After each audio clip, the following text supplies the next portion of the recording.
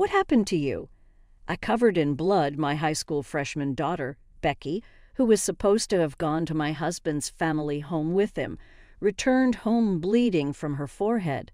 So I screamed in shock. After hastily treating her wounds, I immediately contacted my husband, Ryan. When he answered the phone, I couldn't help but yell at him, "Ryan, where are you?" "I told you I'm on a business trip, didn't I?" I was stunned by his unexpected reply. After a while, I had seen him off with Becky 5 days earlier, heading to his family home. Before me stood my daughter, seriously injured. Seeing my confusion, Vicky told me a shocking truth. "My name is Kathy Hansen, a 40-year-old part-time housewife.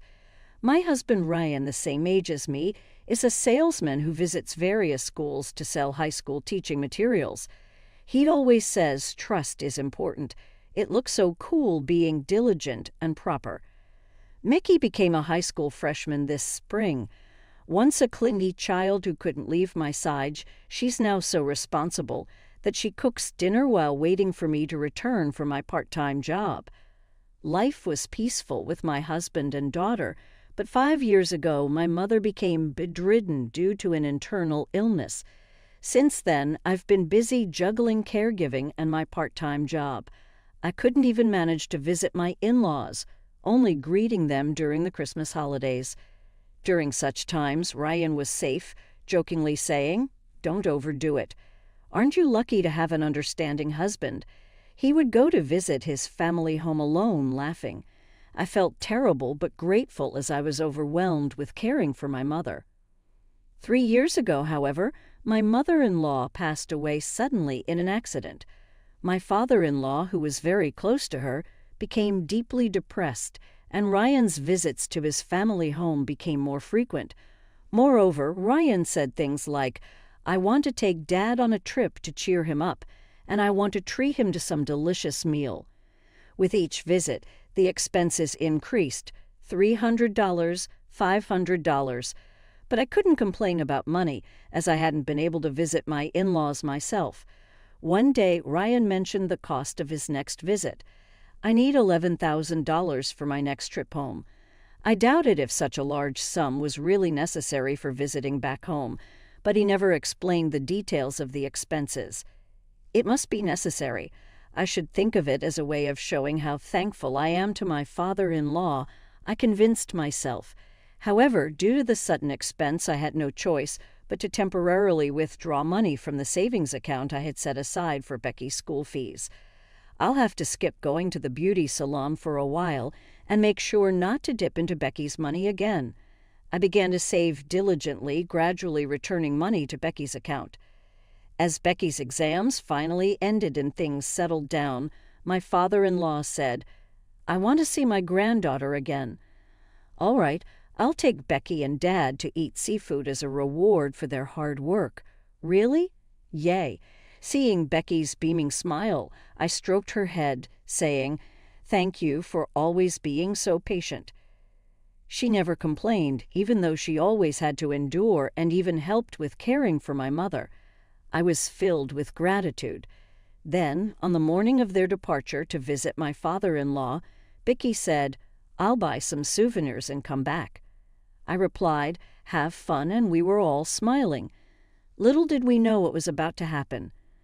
5 days after Ryan and Becky left for my in-laws around noon, I was preparing lunch in the kitchen when I heard the front door rattle open. "Who is it?" Entering without ringing the doorbell, I was startled and headed to the entrance, shouting, "Yes," only to find Becky standing there, bleeding from her forehead. What on earth happened? I screamed almost in a shriek, looking around for Ryan, but he was nowhere to be seen. Trembling, I brought Becky inside and immediately called Ryan. "Ryan, where are you?" He replied, "I'm at work. Didn't I tell you that I left for a business trip the day after taking Becky to my parents' home?" I was confused, having heard nothing of this work. I had no idea about that, and more importantly, Becky had come home seriously injured. She probably just fell. Don't take it too seriously. Girls her age tend to exaggerate. Ryan hung up quickly after saying just that.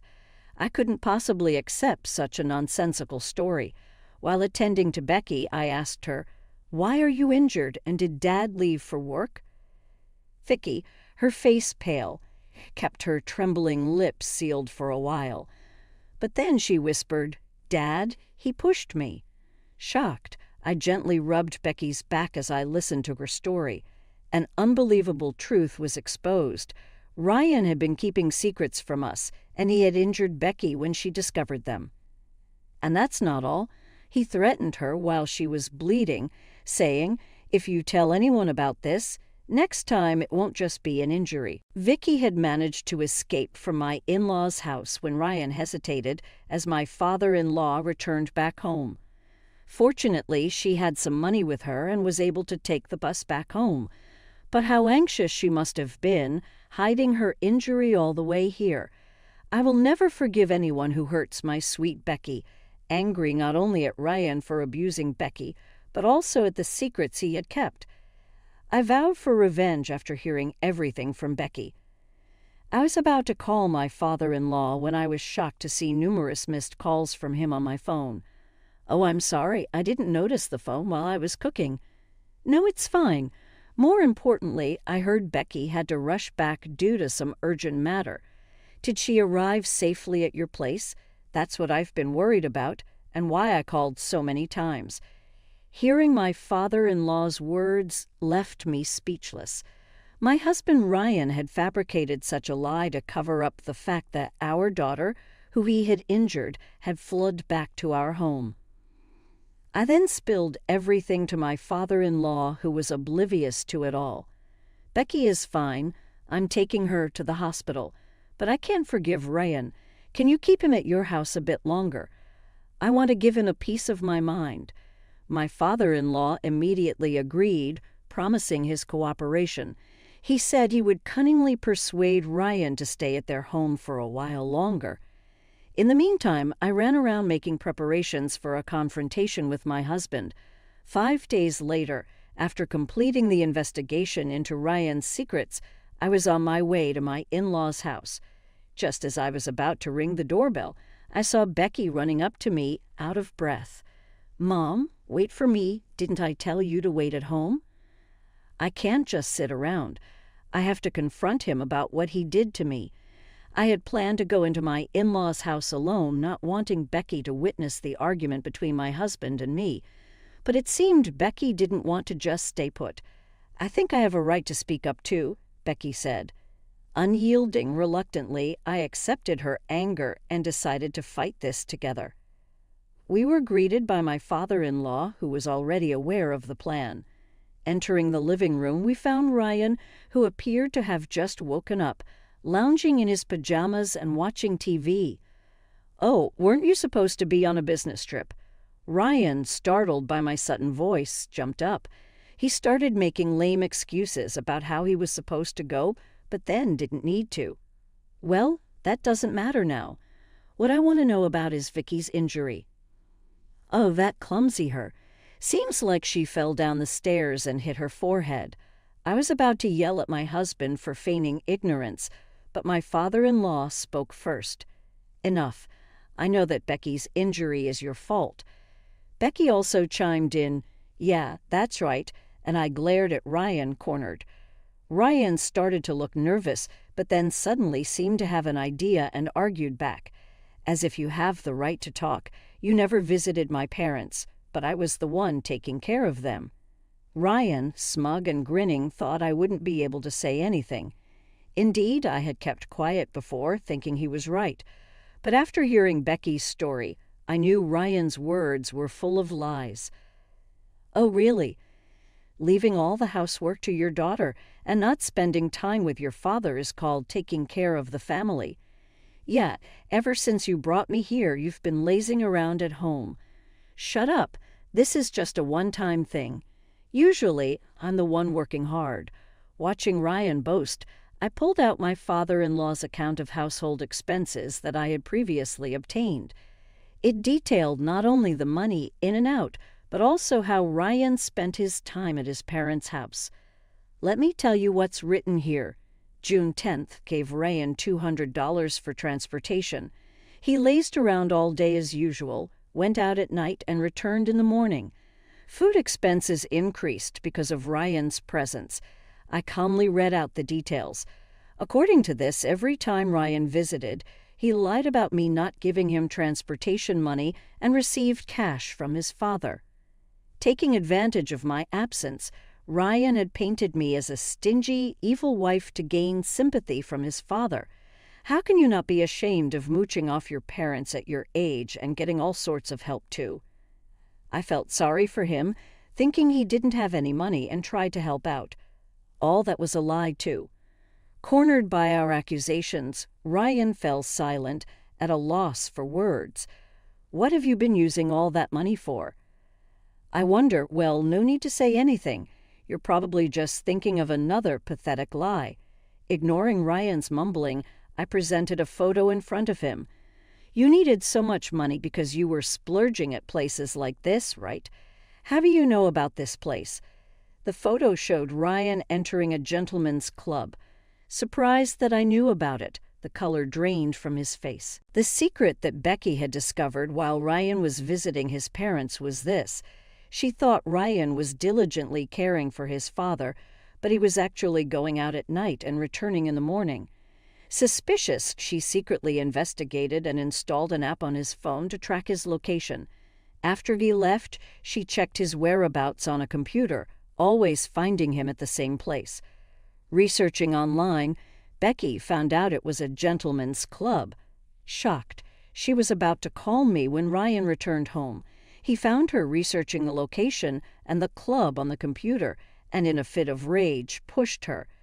Becky hit her head on the corner of a dresser, causing the bleeding, and the rest is as you know. After hearing Becky's story, I left my mother in the care of professionals for a few days and went to the club to gather evidence of Ryan's wasteful spending. The shock I felt seeing my husband cheerfully entering the club, the money for this visit, even if temporary, was taken from Becky's school fund and you used it. This, Dad, you're the worst. Ryan, cornered by undeniable evidence, muttered weakly, "Isn't this normal for men?" and looked up at his father for support. "What are you talking about? Using your child's school money for your satisfaction is inexcusable for any man. I'm tired from work. Isn't it okay to have a little fun?"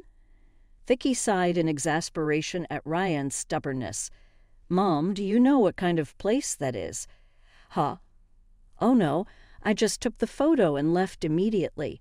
"I thought so. Here, take this." Vicky laid out several printed pages of the club's website on the table.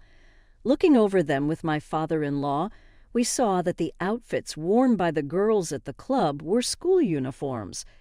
They all seemed to be adults, but it was a gentleman's club where they cosplayed in revealing school uniforms. Seeing this, I thought to myself, exposing my daughter of this age to such a world. I was filled with anger, but Becky seemed unfazed. "So, Dad, you like this kind of stuff, huh? Gross." She handed the papers to Ryan with a shudder, as if the idea was repulsive. "Well, you don't have to say it like that, you know.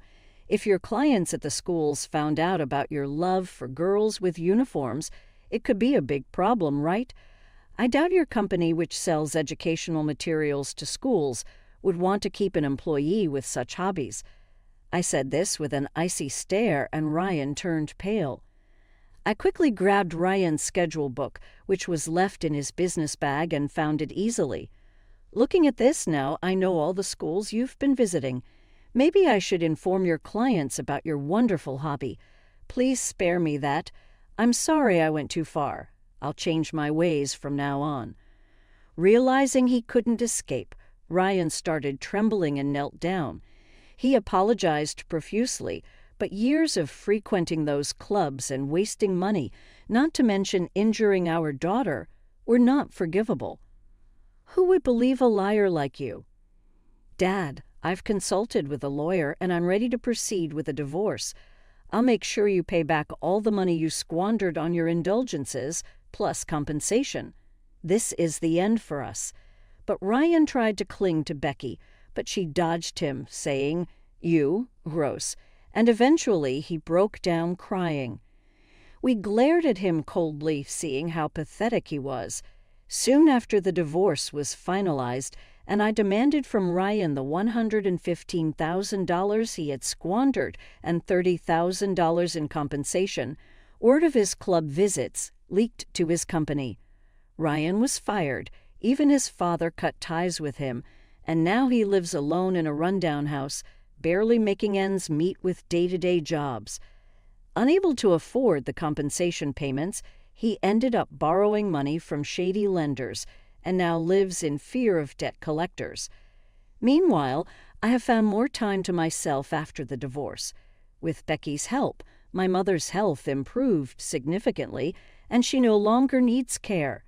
Now the three of us women are enjoying a happy and harmonious life together.